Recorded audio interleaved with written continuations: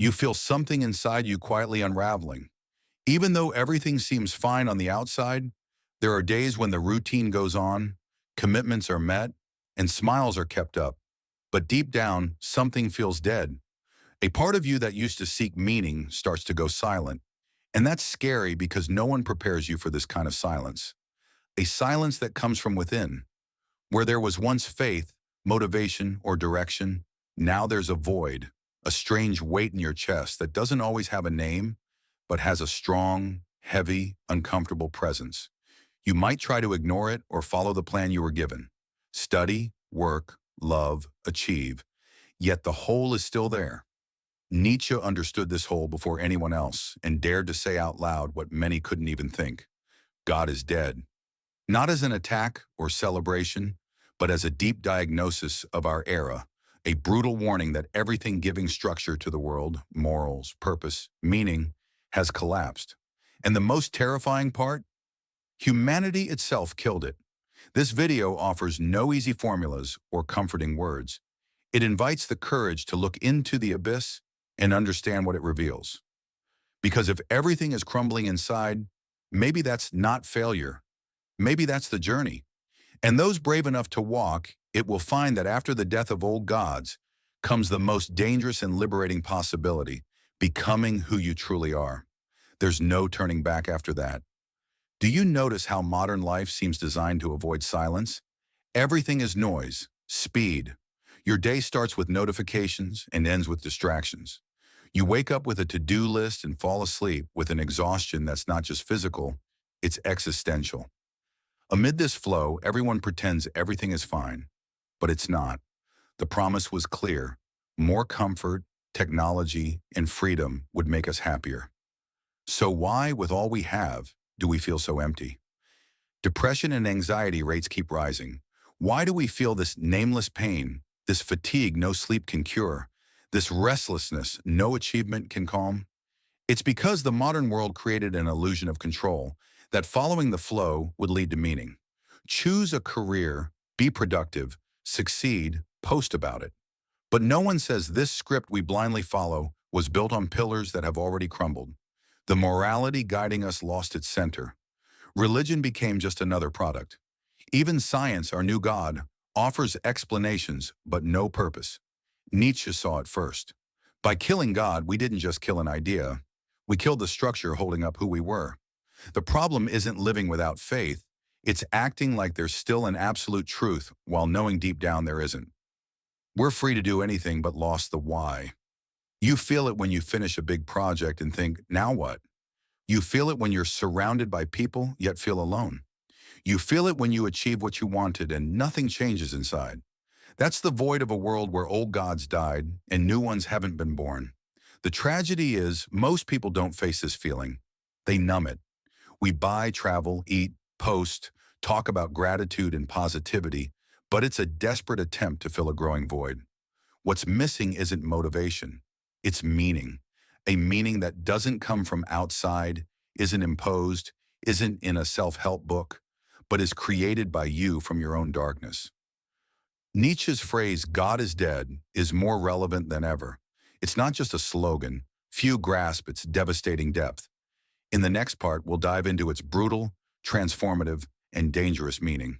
Because only by understanding what Nietzsche meant can you see the abyss within you and what you can do with it. God is dead isn't just a provocative statement, it's a death sentence. Nietzsche knew its weight. He wasn't celebrating a victory but mourning, warning that the collapse of everything humanity thought eternal had begun. God here isn't just the Christian God, it's any absolute system of values, any structure offering definitive answers about good, evil, life's purpose, or destiny. For centuries, Western civilization was built on this idea. Right and wrong were divine laws. Life's meaning was a dogma, not a question.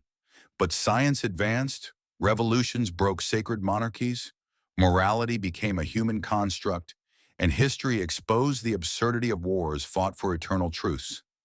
Humanity slowly extinguished the altar's candles, and one day the temple went dark. Not because someone destroyed it, but because no one believed anymore. God is dead means we no longer live as if absolute truth guides our choices. It's the end of metaphysical innocence. Life has no divine manual, yet we keep searching for meaning as if it's still there. Nietzsche called this nihilism, the moment when our highest values lose value, and there's nothing to replace them. No new God, no new manual, just the abyss. The most disturbing part? We killed God, not by accident, but through our skepticism, our push for autonomy, our rejection of pre-made truths. We tore up the old maps and now drift in a dark sea, pretending we know the way.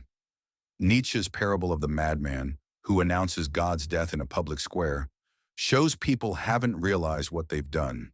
He says we haven't heard the gravediggers burying God.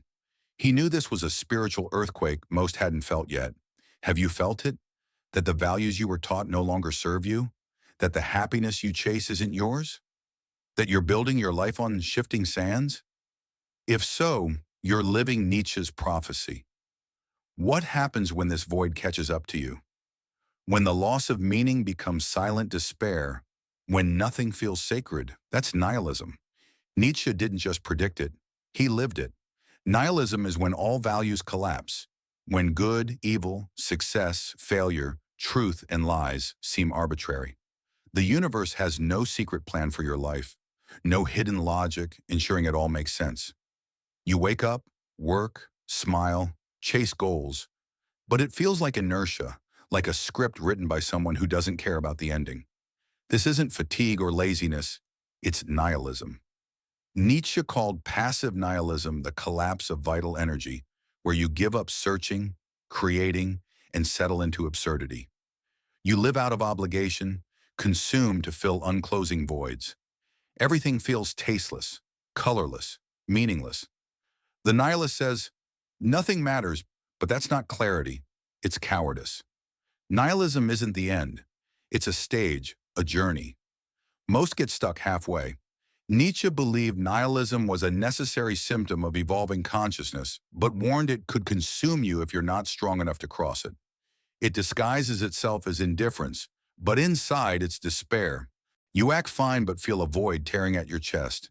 You laugh without joy, talk of freedom but feel paralyzed. When everything loses meaning, even freedom becomes a burden. Nietzsche didn't want you to die in this desert. He wanted you to cross it, to burn everything that isn't yours and discover what remains. Nihilism can be the pain of birthing a new way of being. If you don't numb it, don't retreat, don't hide in false promises, you can emerge stronger, clearer, freer.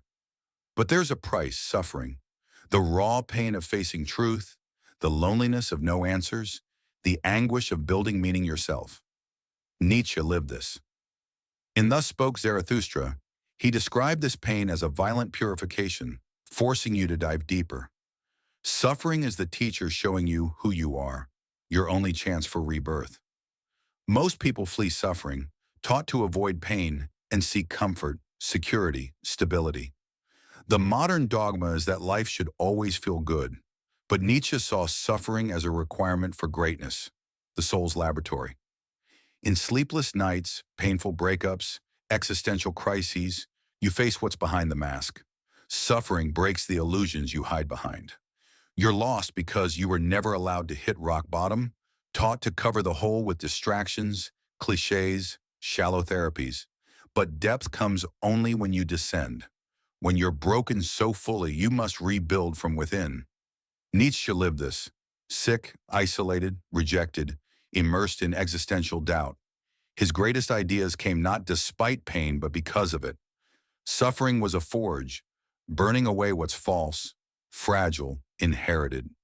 You find strength when there's nothing to lean on, understand life's value when you feel your mortality, become real when you're willing to lose even your idea of yourself. Growth requires pain.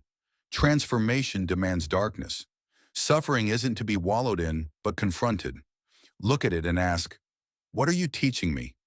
It may be the part of you that needs to die for the new to be born. Now that everything has collapsed, the hardest, most dangerous, and liberating part comes, rebuilding meaning. Not with recycled dogmas, but from scratch, with your own existence's foundations. Stop seeking meaning like a lost object. It's not in a book, guru, or doctrine. Meaning is created from your pain, freedom, choices.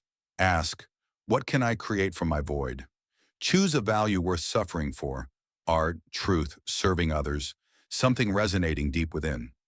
Start small with integrity. One brave act, an authentic choice, a no you never dared say, a yes you postponed. Embrace silence and solitude to hear your own voice. Destroy what no longer belongs to you. Identities, lives built to please others. Creation requires destruction. Let go, burn what's needed, see what survives. This is the responsibility of freedom. You're alone, and that's terrifying but powerful. You don't need saving, you need to create. Transform chaos into form, pain into art, loss into drive. Life becomes something you build, an act of defiance against absurdity.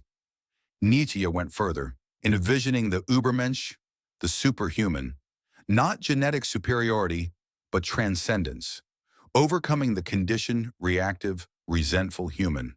The Übermensch doesn't survive nihilism, but uses it as fuel to affirm life in all its pain, chaos, and beauty.